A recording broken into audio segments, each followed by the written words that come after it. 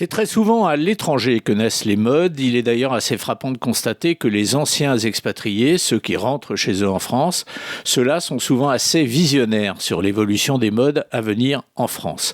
C'est vrai dans tous les domaines, et donc dans celui que l'on appelle aujourd'hui les sneakers, les chaussures de sport.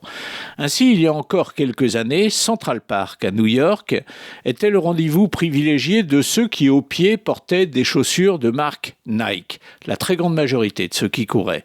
Et aujourd'hui, les choses ont complètement changé. 70% des runners sont équipés de marques nouvelles, des On Running ou des Hoka One One.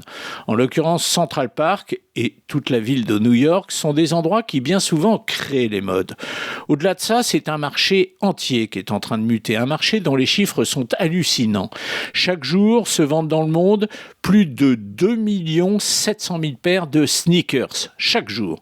Et pour ces deux jeunes marques qui mordillent les mollets de Nike et de Adidas, la stratégie de lancement a été la même, la signature de contrats avec des caïds de la course à pied, auxquels beaucoup évidemment rêvent de s'identifier. Le message, il est clair, ce qui est bon pour le sport est bon pour la vie, à une condition, être bien équipé.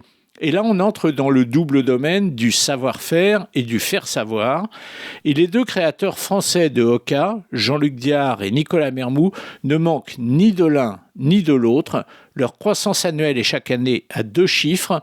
En 2023, par exemple, 58,5% en plus.